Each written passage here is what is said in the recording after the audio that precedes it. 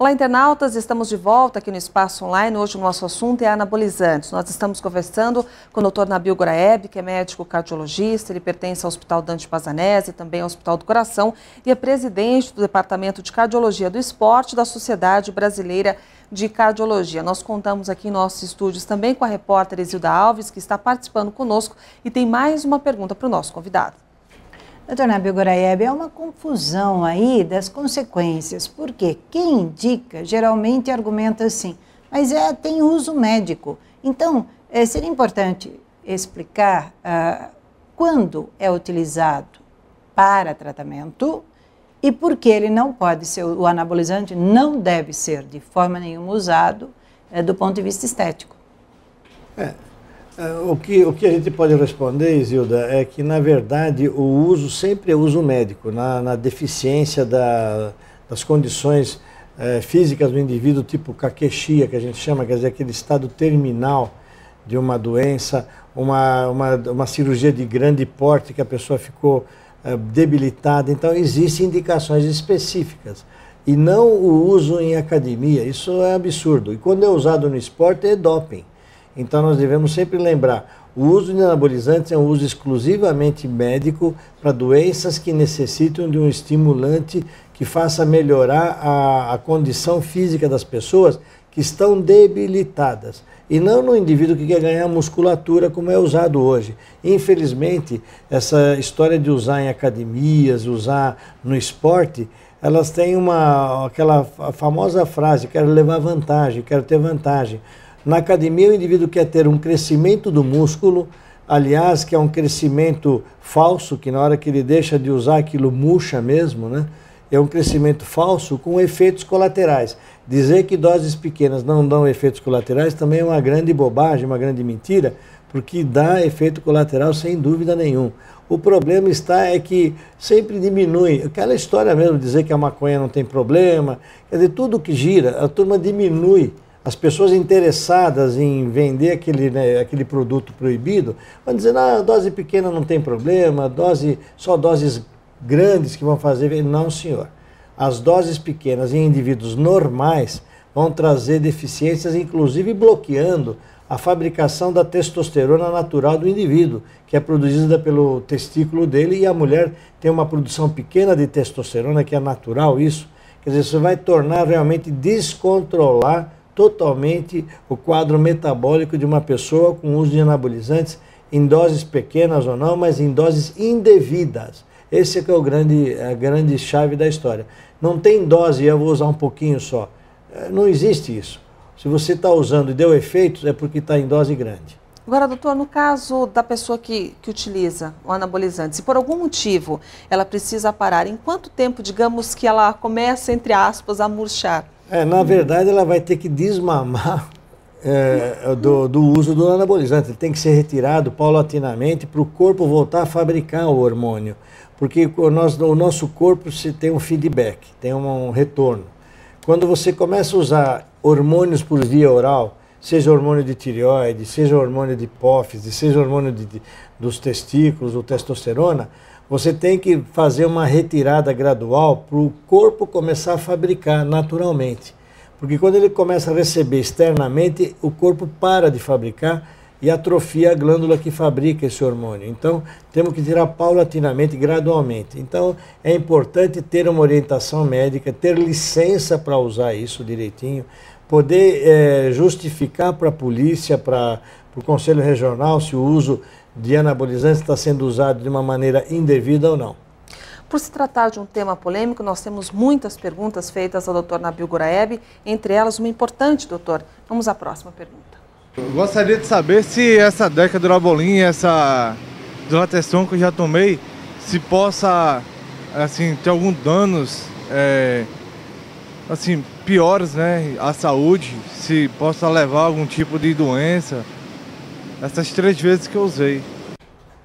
Bom, na verdade, ele citou o nome dos produtos mais utilizados, tanto do ponto de vista médico, como do ponto de vista de uso indevido do anabolizante. São 2 anabolizantes conhecidos, injetáveis, que têm uma ação bastante forte e muitas vezes duradoura. Um deles, que é o Decadurabolin, pode durar várias semanas o efeito desse produto. Então é importante lembrar que a dose tem que ser, dura muito tempo. Para você ter ideia, tem os ciclos. O pessoal que é usuário de anabolizante, eles usam ciclos. Eles usam durante um período injetável com via oral, durante um tempo, depois diminui a dose, depois aumenta a dose, que às vezes usam várias vezes, achando que aquilo resolve o problema. Na verdade, complica, pode trazer lesões, aí tem mais. Pode começar um câncer nessa pessoa que não tem volta. Um câncer do fígado que não tem volta. Então é muito importante os pais estarem alertas. Isso que eu acho mais importante, a mensagem para os pais. Porque o jovem adolescente, ele nunca pensa na doença. Ele está numa fase da vida que a doença mais importante da vida dele é uma gripe forte. Ou seja, uma bebedeira, uma ressaca. Se o corpo começa a se desenvolver rapidamente, os pais já devem ficar em alerta.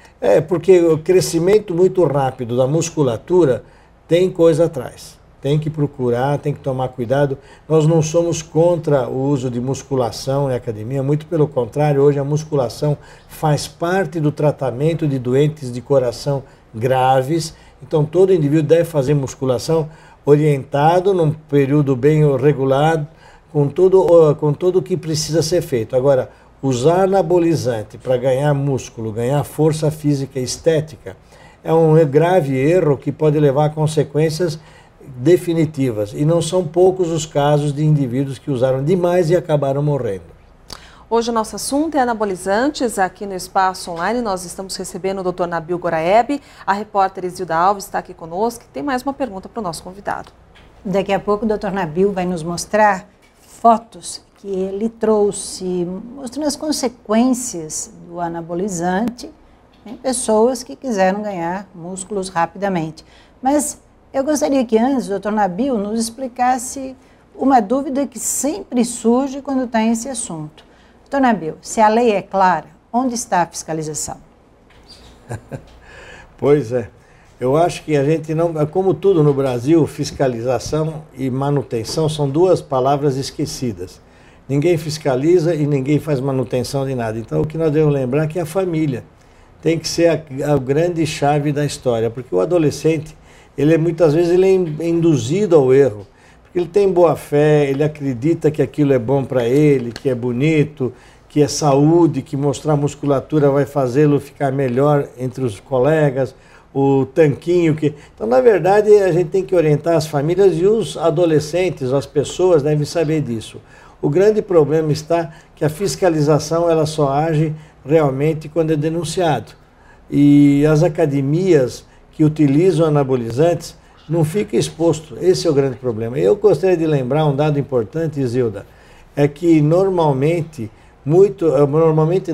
a Agência Mundial de Controle Antidoping, que tem a sigla WADA, WADA, ela fez um levantamento desses potes de proteína, dessas substâncias aminoácidas que tem, e descobriu que de 25% a 30% dessas substâncias estão contaminadas com anabolizantes sem constar no rótulo.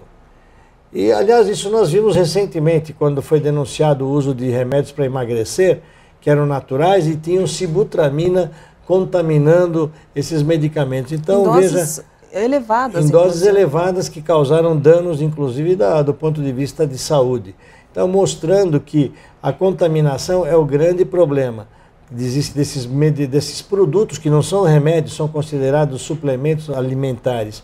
E a fiscalização das academias, realmente, nós temos que pôr uma lei um pouco mais rígida. Só para lembrar ao internauta, em São Paulo tem uma lei que está vigindo que toda academia tem que ter uma ficha médica de cada aluno. E o que acontece hoje? No máximo tem uma ficha do ponto de vista econômico, quanto pagou, que dia pagou, se atrasou o pagamento e mais nada. Não tem ficha médica nenhuma, no máximo um atestado que ele traz de qualquer lugar, e vai mudar também em relação aos atestados. Nós vamos mudar, existe uma situação de mudança em todo o Brasil, do Conselho Federal de Medicina, e é importante lembrar, a academia tem que ter uma ficha médica que constando as doenças do indivíduo, o que ele usa e o que ele deixou de usar, que deveria estar usando, por exemplo, um diabético numa academia.